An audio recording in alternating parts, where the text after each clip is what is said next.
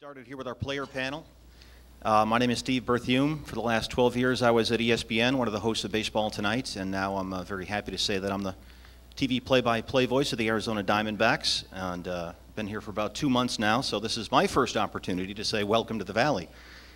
This is a great week to be here. This is the best time of year to be here, and certainly for baseball people, this is even more so this week with the World Baseball Classic at Salt River Fields and Chase Field, so thanks for being here, and we're happy to have you. I'm here to moderate the player panel, talk about analytics and their practical application in the clubhouse and on the field. And we have two outstanding pitchers here to talk about that. Everybody here knows Brandon McCarthy, new star pitcher for the Arizona Diamondbacks, who are expected to win the NL West in a runaway this year. Wait, what? And Javier Lopez, who would probably disagree.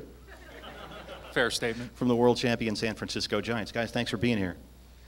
Brandon, let's start with you because you have quite literally become the cover boy for analytics and their practical application. Can you sort of go over your history with analytics and how you got started? It really kind of started through the Fire Joe Morgan website. That's where I sort of fell into it, and that's kind of developed sort of a love with it, that it just kind of, I thought it was funny at first, and then I realized there's actually a good basis for this.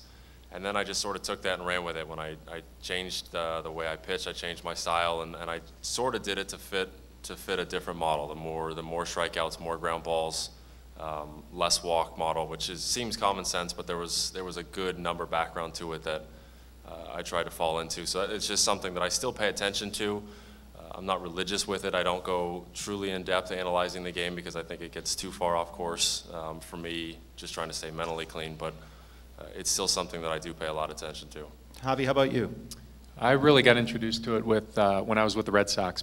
Bill James obviously went over there, and with Theo Epstein and the rest of that crew, a bunch of Yale Ivy Leaguers really running the show, and that's when I was really introduced to the numbers and the number crunching and the information overload that they can throw at you was really quite impressive and quite intimidating. And you know, again, much like Mr. McCarthy was saying here, you don't want to put too much into that. Obviously, the information is pertinent and something that you want to apply, but you got to be able to take some of it in. I think a lot of it gets you with the analysis. Is a little bit of paralysis at times when you're out there on the mound. And I had the fortunate teammate of mine was Curt Schilling, who was big into this. He's a bit of a talker. He loves to chat, no doubt about it. He loves to chat, and you know the funny thing is that. For those of you who have seen me throw, I am a left-handed sidearm, submarine, depends on how my arm feels that kind of day kind of guy. And Curt Schilling would tell me how to pitch and the things that he'd be picking up on. And it's kind of funny because you'd always think, you know, right-handed power guys talk to right-handed power guys, relievers talk to relievers. But his knowledge of this kind of statistical analysis and things like that it was quite impressive at the time, and that's kind of where I got interested with it. It's interesting, the two approaches, because Brandon, you seem to have done this almost on your own and sort of initiate this investigative journey to try and really get into it and analyze how you might change, where your career was headed, where Javi, you almost were sat down in front of a computer, it sounds like, and shown different things. When they did approach you with everything in Boston, how did that go? What did they actually say and do? Well, obviously, it came to the point, as a player, your sole goal is to get to the major leagues and to play at the level and try to sustain some sort of success at where you can stay. And that's what everybody thinks about at that point in time. And you know, you're worried about what you're going to eat and how you're preparing for the day, let alone who you're going to face. So when it came to number crunching and things like that, it was kind of funny to see guys, when you get the sheets and you would see the bats and the player profiles and first pitch swing tendencies and batting averages, 0-2, 0-1, 1-0, all the percentages and left, right, night game, day game. All the information was just, it was eye-opening to a guy that was just basically trying to get his feet wet in the league and just trying to stay around. And knowing that you can take some of that information and, again, apply it the best you can. Obviously, not everything's going to work, again, for the way I throw, but the general core values seem to play not only for myself but for every pitcher, including, like he said, changing around to being more of a contact guy, letting your defense make some plays, and you know, limiting the walks and just trying to keep the game as simple as possible. And that's really almost impossible to do in baseball, but that's what we try to do. Was there a specific analytic or a specific number or something where it sort of clicked for you and you said, okay, this I can really use and apply every day? Well, I think, there's a little bit of everything when it comes to that. For me, it was kind of funny going through just really for me, it's simple. I like the simple stuff. So at the end of the day, if you ask me, I throw 20 pitches and you ask me what I threw, I could ballpark the number of fastballs I threw, sinkers and changeups and stuff.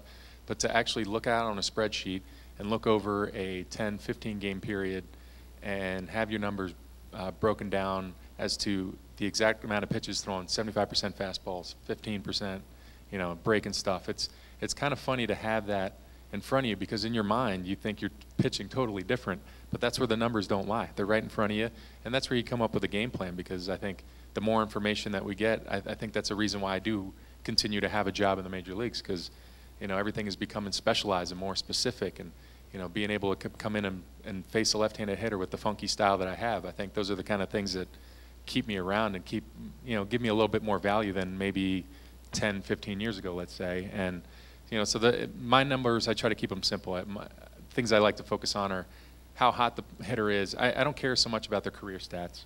Obviously, they're here. If they're here, they're there for a reason. So I care about the hot, cold zones, and what have they done in the last 2 weeks, let's say, before we play. Because, it doesn't really matter. It could be a career 220 hitter that you're facing, and the guy in the last 2 weeks has hit 450. And those are the things that I kind of focus on. His first pitch swings, what he likes to hit. And again, I try to look at what lefties do against certain people, but not too many throw the way I do. But those are the kind of things I kind of just throw in and out. And you take what's good for you, and the rest you leave for somebody else to chew on. Sounds like a win for Mark Simon out there for ESPN. Heat maps, Mark. There it is. Brandon, you mentioned there was a common sense element to it. But you wouldn't think there would be that big a disconnect between a pitcher saying or realizing at some point, okay, it's a lot better to throw ground balls than it is to throw fly balls. No, you wouldn't think, but it's and he kind of touched on it. Your whole goal is to get to the big leagues, and it doesn't really. You're not really interested in changing what you do if you're on that path to get to the big leagues, especially if it's gotten you there. It's one of the hardest things, and it's why so many players don't want to adjust, is because it's gotten you to the big leagues. And so even when you're there and you're struggling, it's still sort of, well, I've been successful, I can keep doing this, I can keep doing this. So to me, even though I knew there's probably too many fly balls, there's way too many home runs, there's too many walks, there's a million different things. I've been successful with this before, I'll get this back, I can do this. And it isn't until you finally sit down and you get honest with yourself, and like he said, when you see numbers in front of you that this isn't good, you're not very good here, and you kind of see that reality, it doesn't hit. And if you don't want it to hit, it won't. But for me, it just kind of one day, it just was, this has to change. I have to be better at this, and this was the only way I could figure to go about that. Now, your model was Roy Halladay, right? Yeah. I mean, it was just a complete copy job. I mean, there's no other way to put it. It was watching his games over and over and over again, and basically just going out and trying to just imitate. Now, how did you pick him specifically? Just because obviously he's a very good pitcher, it's a good model to use, but was there something other than that you liked about his game or his style of pitching? No, he has a nice beard. I wish I could have his beard. It was kind of, the comparison I draw is I'd love to be Justin Verlander too, but I can't throw 101. There's a lot of pitchers that you'd like to be like, but I can't do what they can do. And I felt like Roy was someone that I could sort of do what he could do, at least in terms of velocity, body size, what I look like relative to the hitter. There's little things there that I felt like, okay, he just throws a sinker and a cutter. I can do that. Let's see what I can do with that. So copying someone else that doesn't make sense to me, a Lincecum, a Verlander, I couldn't do. It was just trying to find someone as close or as similar to me that I felt that I was close enough to be able to copy. Now, I know Javi does his own thing in terms of his sidearm or submarine delivery, depending on the day. You also changed, or I should say you did the opposite. You changed yourself physically in terms of your motion, right, and your mechanics to match Roy Halladay and fit that model, Brandon? I tried. That was the slowest thing to come. I was able to kind of manipulate the ball, but then it was finding a consistent delivery. There was only so much I could copy him, and then what was kind of weird is while I was doing that, I was actually playing in winter ball with Charlie Morton. Who's also copying Roy Halladay. And at that time, apparently we were both doing it, and neither one knew it. Because he came in the spring, and I had no idea where that came from. He hadn't been like that a few months earlier. So I tried, and then there were some things that he does that I couldn't quite fit in and couldn't get comfortable with. So what I just tried to do was make as much of a hybrid, or find the sticking points in his mechanics that I felt were that made him successful, and try to incorporate those into mine as much as I could, but without making it a complete replica. Did you find through the transitive property you're then actually trying to imitate Charlie Morton and not Roy Halladay so much? That was the joke at the whoever I was playing that with that year, I can't even remember now. They kept saying I was a Charlie Morton clone, and then I got bitter because I thought I was doing it first before him, and apparently he beat me to it. Now, it's interesting to see how this has sort of seeped its way into the culture here. Javier, when you were sat down in Boston, were you told, okay, this is the way we're going to do things here and you need to embrace it, or was it just presented to you as an option? No, it was definitely presented as an option. Obviously, again, the sole focus of any player in the locker room is getting outs, a pitcher in particular, just getting outs however you want to do it. Another guy that really embraced the number crunching and kind of just the statistical analysis and game planning was Jason Varitek. And, you know, he was the kind of guy that had the kind of brain where he could sit in the back of the plane, play cards, and go through a scouting report and nail it every time. And, you know, to many pitchers who I've thrown to him, including myself, I feel like he's one of the best guys I've ever had catch me. And in particular for that reason, he has a game plan that he wants to execute. Obviously, he tries to build off of everybody's strength. Every good catcher does. But, you know, those things were definitely an option. You know, it was a lot of things were suggested. You know, this is a formula that has worked, and this is a program that you might want to get into. But again, it was a lot of things were just baby steps, kind of doing that, kind of get your feet wet with it. And again, I don't like to go with too much of the analysis part. I just try to, you know, pick some things that are going to be able to, I'm going to be able to replicate in my mind and mechanically, where, you know, I can visualization's a big thing, and again, those hot and cold zones actually works for me. You know, I can picture, once I face a guy a couple times, I can picture the zones when I'm facing them, and those are the kind of things that I kind of draw from when I'm out there on the mound. Now, away when you're away from the front office guys and the coaching staff as a group, as a bullpen, let's say, what's the discussion when it comes to analytics and their applications? That's when there's no one listening. That's another one where you're not sitting in a room here with a bunch of people sitting in chairs. It's one of those things, again, where either a lot of people are in and a lot of people are out. It's much to do about nothing at times. Again, I feel when you're not an overpowering pitcher, that you lean and you draw from these things. I feel with the guys that I played with before that can run it up there at 95 to 100, you can get your margin for error is just greater. Your ability to make outs on just pure stuff is just better. And when I try to reach back and give it all I got and I see 89 popping up on the gun, I got to realize that is not the kind of pitcher that I am, and I have to be able to sink the ball, move the ball, much like my man here to the right, and just keep hitters off balance. And coming up with a game plan like that is kind of something that we talk about. And, you know, again, people are receptive to it. Some people turn their back. Either way, it's going to be in the clubhouse, and it's something that, you know, the paperwork is there. It's been proven that it does work, you know, to varying degrees, depending on who you want to believe how much it does work. It's there. There's some validity, and it's something that it's going to be here to stay. Now, Brandon, it was about a year ago at this time that you and your wife were now famously on the cover of the ESPN the Magazine Analytics issue, and you've, in a sense, from a player perspective, become the face of this. And how's that been for you over the course of the last year? Do you find that other players, fans come up and want to talk to you about this type of stuff? No. Not okay, thank you. Actually. No more questions. In terms of players, there's been little, you know, kind of conversations here and there.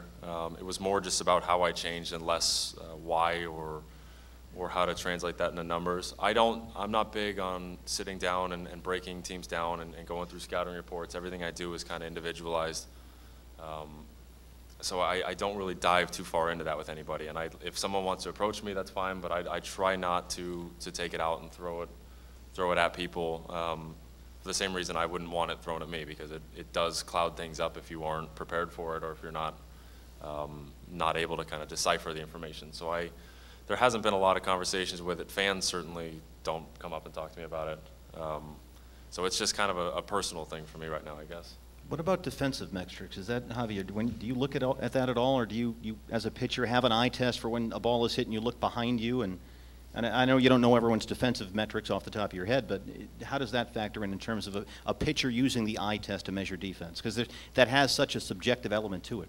Yeah, it sure does. I mean, obviously, I've seen some of those those numbers and statistics kind of put out there, and you know, obviously, I don't think you can generalize something like that. It's tough to really narrow somebody down with their physical ability, but again, there is something to that. But again, there's so many different fields that we play on, different type of surfaces that we play on, that you might have a guy set up perfectly, but the ball's just, Arizona's a great example for one. It's just a quick infield. It doesn't matter. I'm a ground ball pitcher, so that's what I'm looking for. I want to make sure my guys are where most of my ground balls are going to go. And I've given up many hits where I turn around and I'm like, man, I executed a good pitch. The guy was just a hair late. And it's not that his range was any different or anything like that. It's just the way the surface plays. And that's where again, it gets a little hazy at times. Most of the guys know the way I'm going to pitch, and I'll make sure I check with my infield before I even execute some pitches. But it is one of those things where it's just kind of like it's obviously it's gaining momentum. There's going to be some way to try to quantify that kind of information, but I haven't found anything that's really hit home for me yet as defensive alignment and how to rate a guy's ability. But that's just my own personal opinion. I'm sure there's plenty of people that could tell me more. And I kind of look forward to it. Brandon, what about you in defense? It's something that I think it hasn't come along as far as I think anybody would hope at this point, and so it's something that I can't pay enough attention to it because I don't understand the information. I'm not the one who can break it down myself. And that's my biggest problem, where if it's not kind of cut and dry and here's the answer, it's hard for me to dig deeper into it, and especially if you try and take that out into a team atmosphere. Breaking down someone. We know that on-base percentage is a better measure of a hitter, most likely than batting average, but you still talk with players and you explain that concept to them and they still think it's batting average. So it would be especially hard to tell someone that this is why this defender isn't as good because these numbers are saying so. It's very hard to describe and break down, and until those numbers are not more accurate, but I guess more easily explained, more practical, something that you could show somebody, it's pretty hard to take this discussion any further than just some sort of a kind of a cute side thing.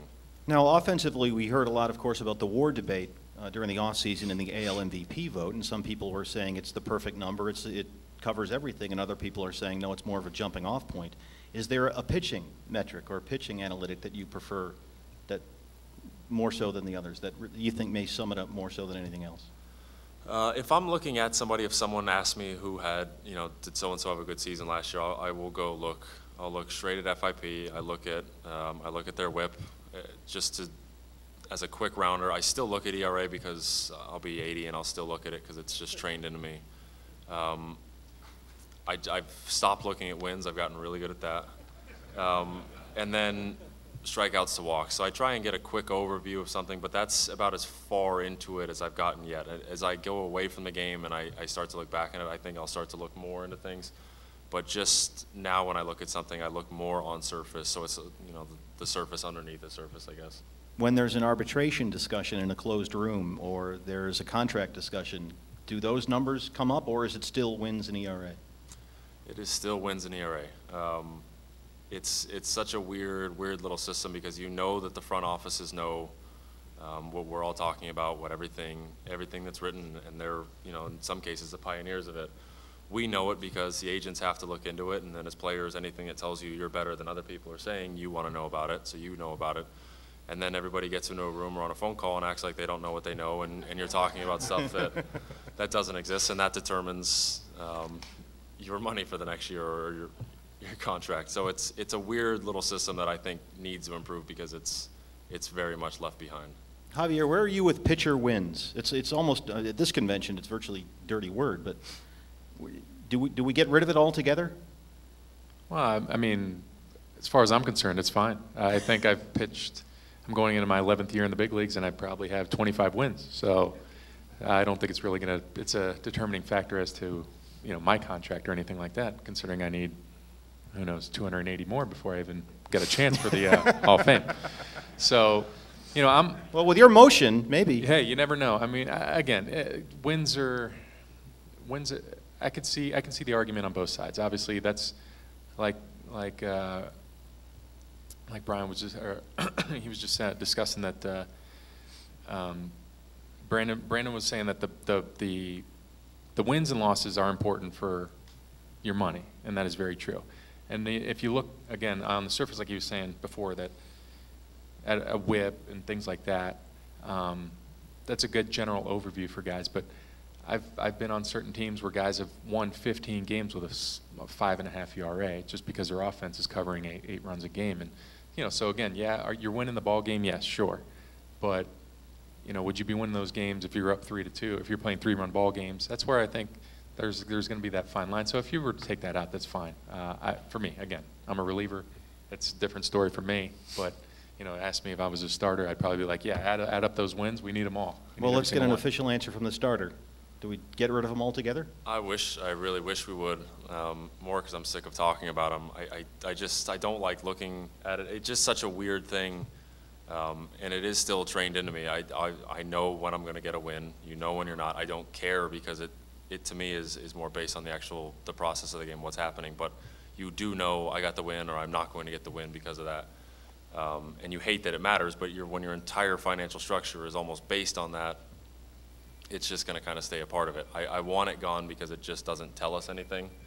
It doesn't tell me anything. I can't look back at Wade Miley's year last year and see, I learned nothing by looking at his wins and losses. It's just one of those numbers that just doesn't do anything for me.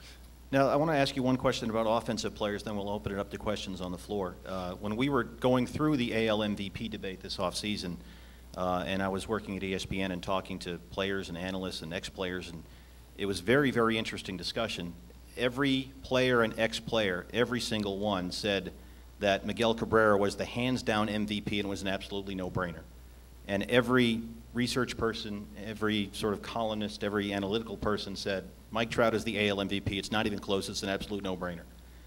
How do you guys, as some people who have looked at analytics and used them and have practical applications, how do you quantify guts or clutch or grit is a word we've heard a lot with the Diamondbacks this year? Where is there room for that in all of this?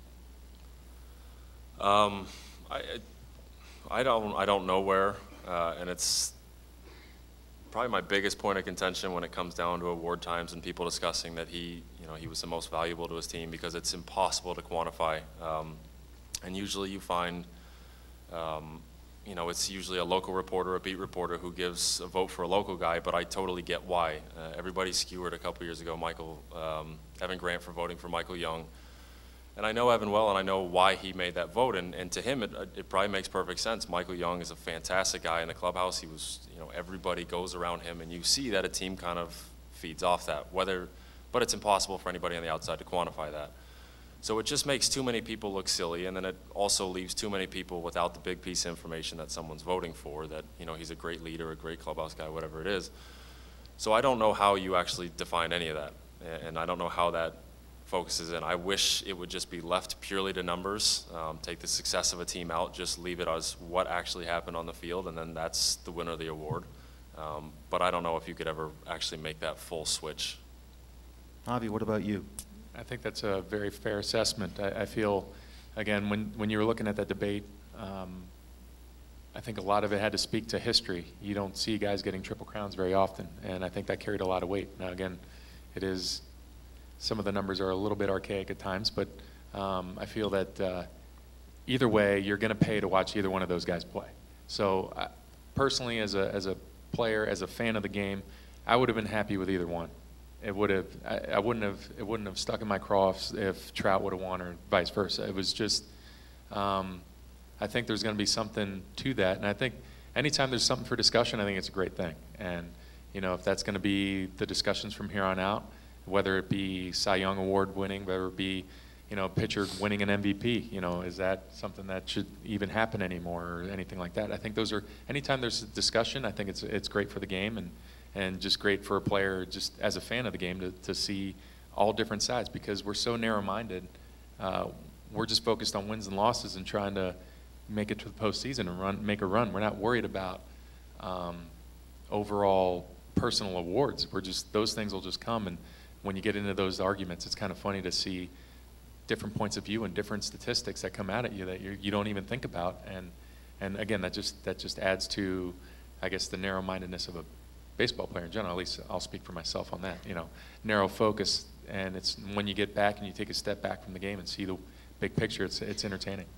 The analytics can get a little bit clinical, and there's always a human element, but some analysts will tell you if it can't be measured, therefore it can't be valued. And Brandon, I was interested to hear you refer to Michael Young, and you use the term clubhouse, and that's one we hear all the time.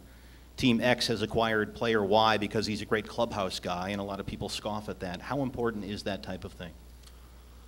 It is actually really important, and the only reason I'll say that now, and I'd say that much more now than I have in the past, just being a part of the A's team last year, and you see the value of what a few guys can do, that I think if you take a Johnny Gomes and a Brandon Inge away from our team last year, it's at best maybe a 70-win team, and that's not just their value on the field, it's what happens behind closed doors. What I get from looking at from everybody else's perspective is that you can't quantify any of that, and there's no way to, so there's no way to ever truly measure any of that, and so why even talk about it? But it does exist, and if you go back to someone like a Michael Young, and where, again, you can't quantify, but if Elvis Andrus is struggling, and Mike is the guy that says, listen, I've done this before, this is your fix, do this, or this, little guideposts you bring guys into, Elvis gets better, he improves the next 2 weeks, and that contributes to a win or two for the team. That's something that nobody else sees. You can't possibly quantify it, but it does actually exist. There's something there that happened that wouldn't have happened had he not been there. And so even if he went, his rate of, what he was doing on the field was the same at that time, he actually did something that contributed positively to the team. But again, you can't do anything more than just discuss it because it just dies right there. Yeah, Javi, I think Hunter Pence is a great example of that. When he showed up with you guys last year, the numbers second half for Hunter as a Giant don't jump out at you. But one of the images we have of your World Series run last year is Hunter Pence doing his Ray Lewis imitation in the dugout. How big a factor was that for you? I think it's a major factor. Obviously, again, you're spending 180-plus days with guys. It's a family whether you want to believe it or not. So at times, like any other family, you're going to have disagreements and some arguments, and you need a guy, maybe a couple guys actually, that can be sounding boards for everybody in that locker room and be able to find a common ground to keep everybody on the same page and on the same task. And the playoffs in particular with Hunter, it was just that was exactly what happened. Bruce Bochy, if you've ever heard the man talk, he's a little rumble down here and you can't hear him. So, he gave the inspirational speech to start that, but he's very monotone. I mean, his message is great, but you could sense the tension in the room, and then Hunter decides to step up and again, do, like you said, is Ray Lewis, the thing that works on Friday Night Lights kind of thing. He's just, a lot of passion, a lot of fire involved there, and it let guys take a deep breath and relax. And again, you don't have a measuring stick for that, but that's exactly what happened. And, same argument can be said. We went in, we're down 2-0 in Cincinnati, and he has the inspirational speech, and we still get no hit. So it's still, did it help guys? I mean, sure. I think it definitely does. It loosens the locker room, and I think there's a lot to being a guy like that. And I think that's why you see certain guys kind of bounce around, and Johnny Gomes is a perfect example where everywhere he seems to go, the team just picks up their play. And it's not even so much what they do on the field, but it's off the field, hanging out, having meals. Those little things are, again, you can't quantify, you can't put a number on it, but it does matter when you're spending 8 months together. Those things will affect your play. Well, we want to open it up to questions. We want to make sure we have enough time for that. We have 2 microphones out there, and if anybody has a question for either Javier or Brandon, please shout it out. Raise your hand, and we'll get a mic to you. Javier, I have a question for you. Last year when SABR had some trouble and manager Bochy went to somewhat a close it by committee kind of plan, which folks in the analytics community kind of argue that should be the thing. Sure. It's just not utilizing players to the best of their abilities. And can you talk a little bit about kind of how that worked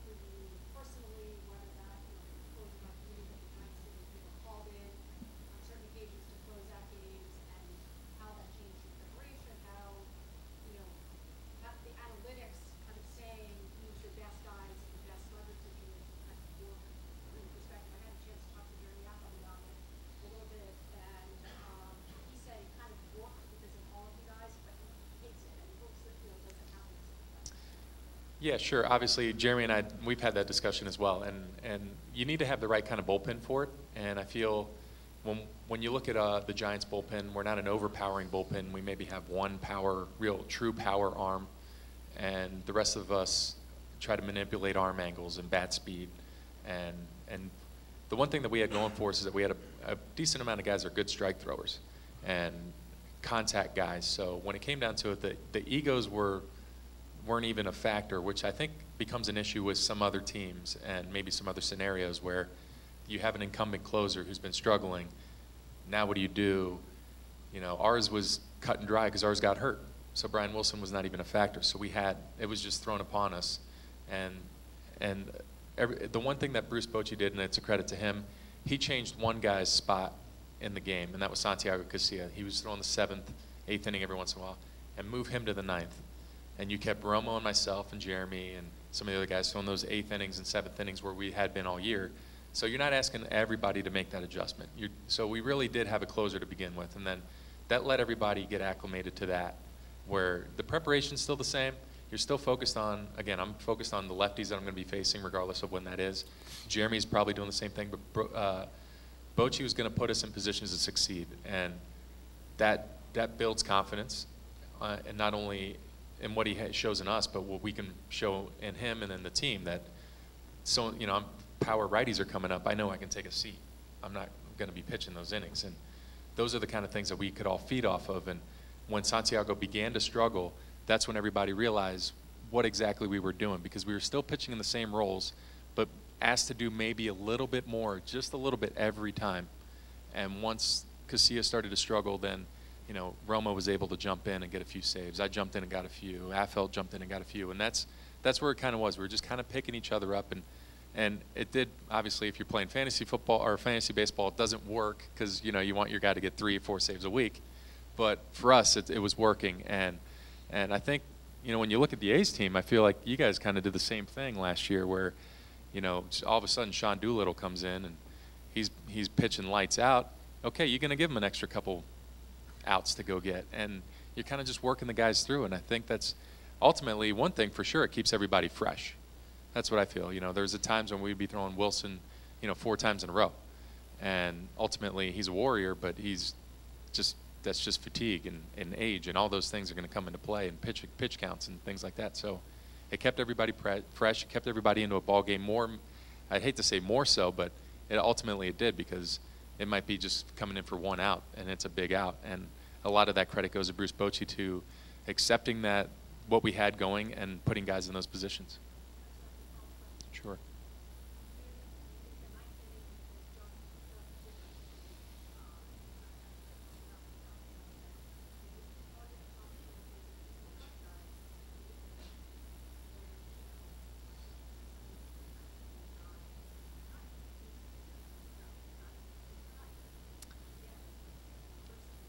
Doesn't.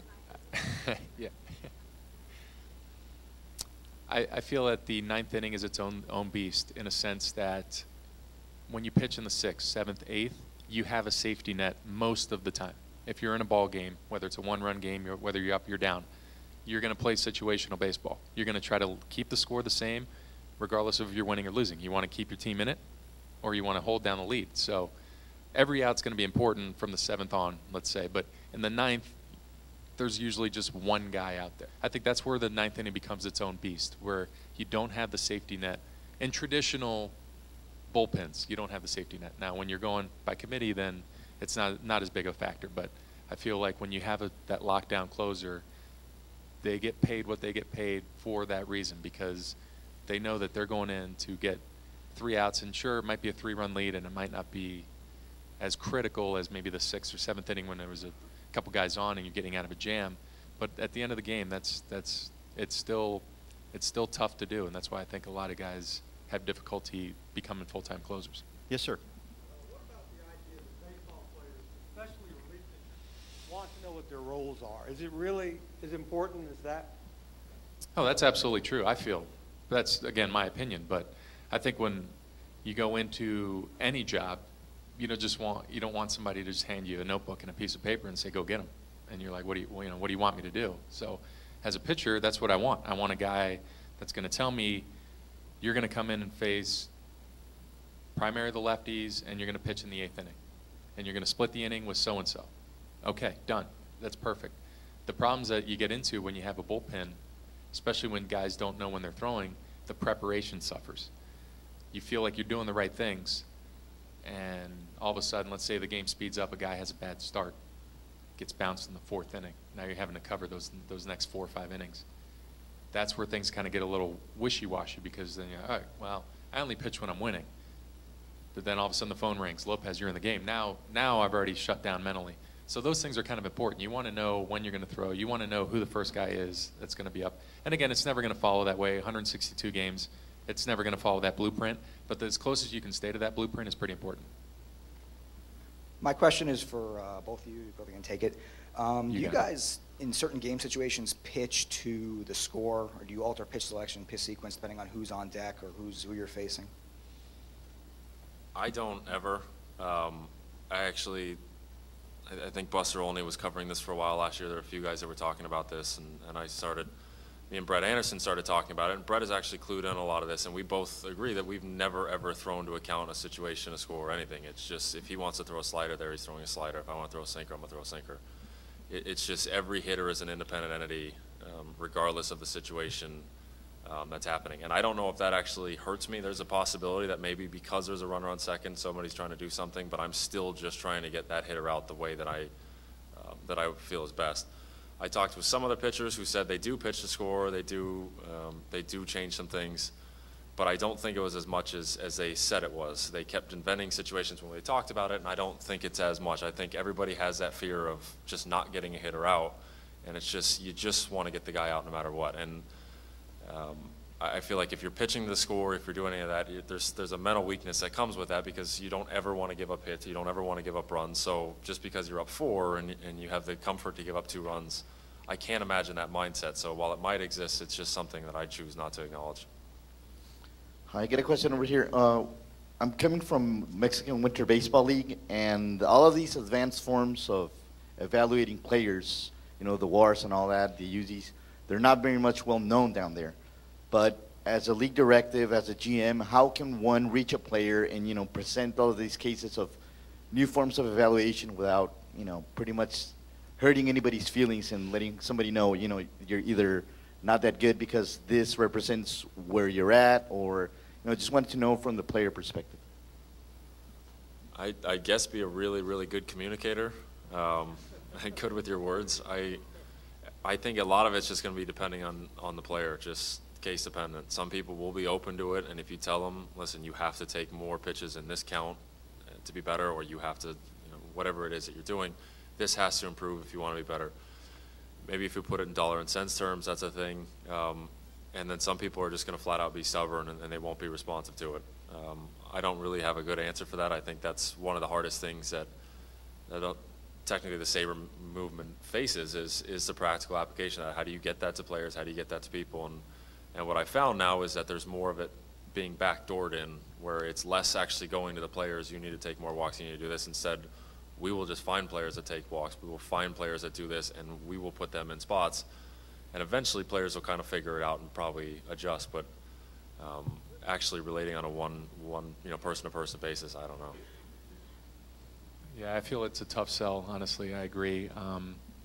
There are inherent egos going on in these clubhouses. That's why we're at the level that what we do. I feel that,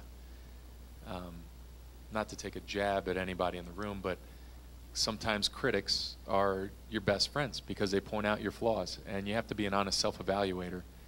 But again, it's going to be on a communication level. It is difficult to sit somebody down and tell them the reasons you're struggling are X, Y, and Z. And you need to maybe just think about doing it a different way. When you've shown that you've had success one way, you want to think that you can draw on that. And to some extent you can, but obviously baseball is always evolving. The game itself is always evolving, and the numbers are going to continue to do that. So you have to be an honest self-evaluator, and that's something that is tough to do in an ego-driven kind of profession. Yes, sir, down front. Javier, you said earlier that when you're studying opposing hitters, you're looking at hot-cold zones and you're looking at their performance over the last couple of weeks.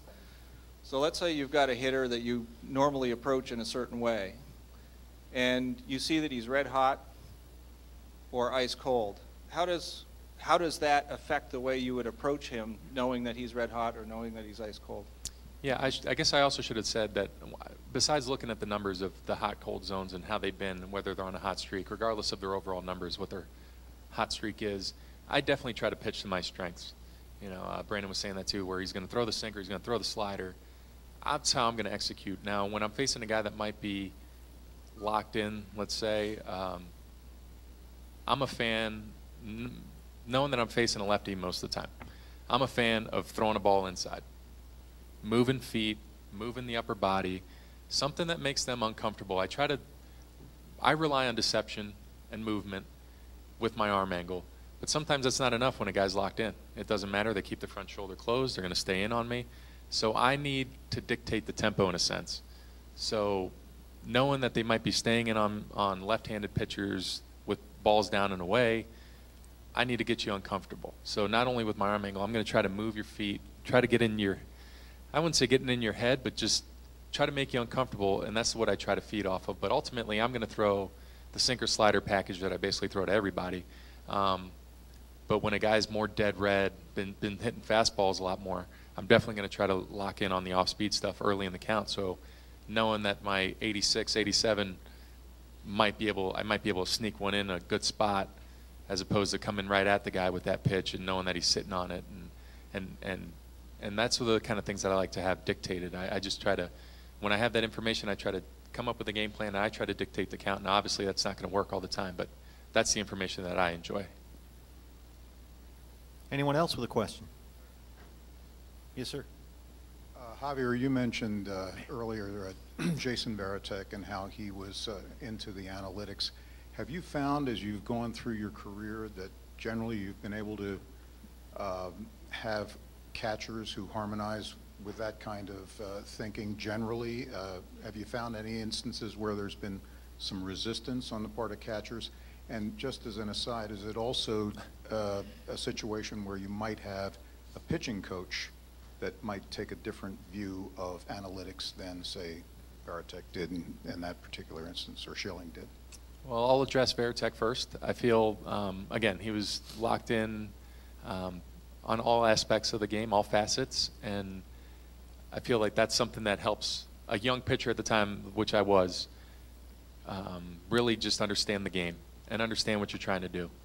And again, I'd go out there, and not just myself, but a lot of the younger pitchers would have success, and it would almost be a question of he'd finish the inning and kind of question you, like, do you know why you had success? And you'd be like, oh yeah, I was locating, and you know this. He goes, no, because you're setting your pitches up. You're throwing an off-speed stuff early. You're slowing them down, and then you're speeding them up. And this is what we did, and this is why I was calling certain pitches, and really opening your mind to that part of the game, as opposed to just feeling good about yourself and patting yourself on the back. And I feel a lot of I've had catchers that have been resistant to that, and they shall remain nameless. But it's not even that it's just that they had enough going on. They felt, they might be maybe a little more offensive oriented than defensive oriented, or they might just have their mind on something else. And it's a grind. I mean, it's for a starting pitcher. I'm sure you can speak to this. I haven't started since I was in the minor leagues. I was that bad that I became a reliever. So, if you could become a starting pitcher at this level, if you're pitching the way you want to pitch and coming up with a game plan, you should be exhausted. Most of the guys I pitch with, they're tired mentally after a game, not only physically but just mentally with the program that they've had. And so there have been some catchers that just don't want that feeling, knowing that they got to do it night in, night out. It's easy for a starting pitcher or a pitcher in general. The most I've thrown is 77 games in a season. So, not even half the time. But as a catcher, you're catching 150 games. If you're an everyday guy, it can wear on you. So some of the guys don't like to do that. They can be resistant to it. As far as a pitching coach, I've definitely had a guy like that. And, Joe Kerrigan was big in the numbers, big. And in a sense, it was great because he would tell you that, Albert Pujols doesn't like, when you're up in the count on Albert Pujols, curveballs is a better pitch than a slider. It's breaking down. And I said, that's awesome. I don't have that, but it's cool.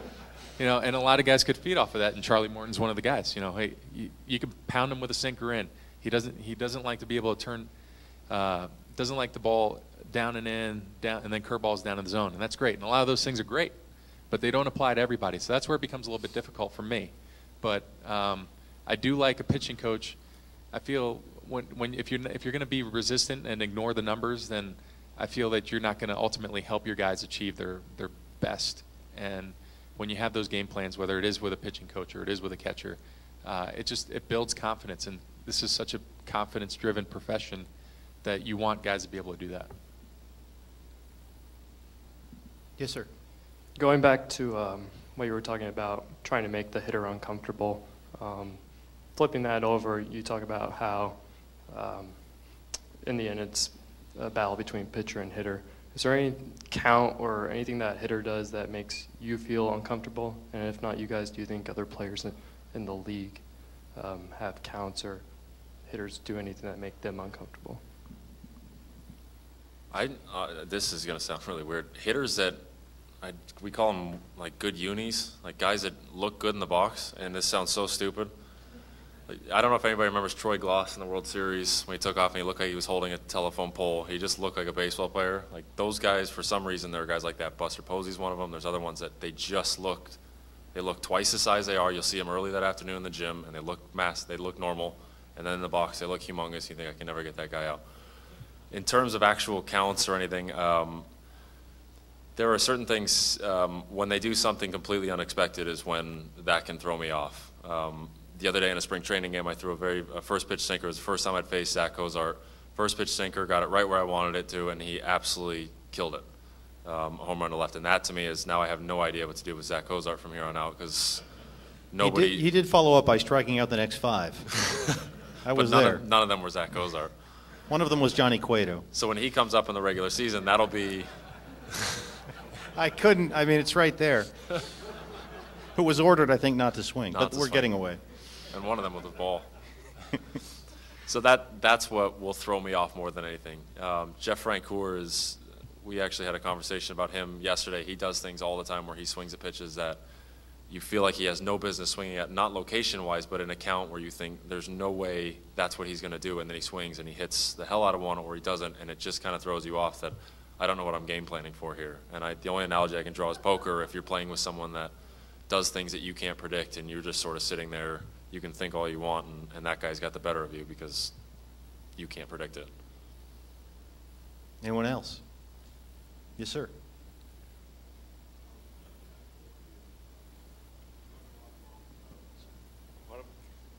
Some of our discussions talked about the history and tradition of baseball, and I'd like to ask both of you, growing up, did you ever look at the history of baseball pitchers and what comes to mind that it was a big influence of you, if it did, by either watching them or through film or studying analytics, that fascinated you or motivated you or somehow was an inspiration to your career?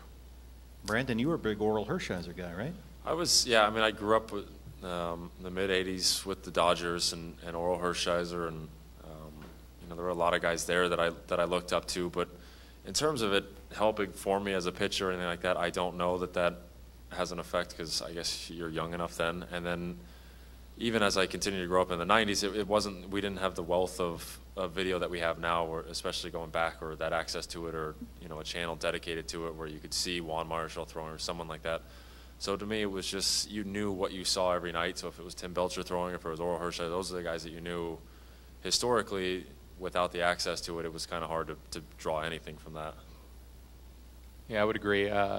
For me, it's kind of odd story, but I definitely didn't want to be a pitcher. I was always coming up as a position guy, and I loved Cal Ripken Jr., and I told myself I'd be the first left-handed shortstop every day in the big leagues, and that clearly never panned out. But, I would look at the numbers with him, really, in particular, with the Lou Gehrig chase, and just seeing what he was doing compared to some of the other great shortstops in the past. And I grew up, my dad was always told me about Roberto Clemente because I'm Puerto Rican, so he always told me about that. And then Willie Mays, just being the guy that he is. And so a lot of my stats came from, I hate to say it, but those bathroom books that are like fact books, baseball facts, and you just those little things that you'd sit in everybody's bathroom, at least when I was growing up, and I'd sit there and I'd read ridiculous stats that guys would be putting up, and that's kind of what piqued my interest, I would say. But there was nothing that I really drew. There was nobody that I was like, okay, I'm going to model myself after,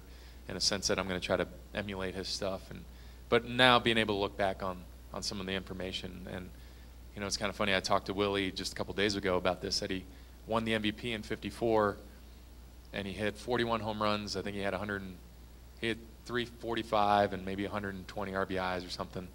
And then the next year he hit 51 home runs, stole 30 bases, had more doubles, more triples, more homers, and he finished 4th in the MVP.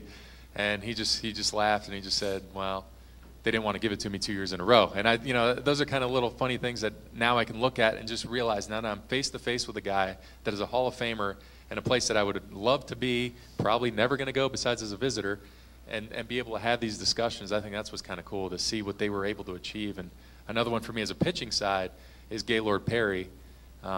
Just watching that guy pitch, I think he has 300 and something, I forgot what his 300 however many wins, and he's finished 315 of those games or whatever it was. I mean, his stats are ridiculous. And you look at today's game, I can't even fathom guys doing that. I mean, Roy Halladay, might lead the league with 6 complete games or something like that, and that's just, and you think that's all on, like just your jaw drops on that. And to think guys in Gaylord's pitching, they're starting 30-something games a year, and they're finishing 28 of them. That's pretty impressive. Well, it's 6:30, so we have to wrap it up. I want to thank all of you for coming, and a special thanks to Javi, Lopez, and Brandon McCarthy.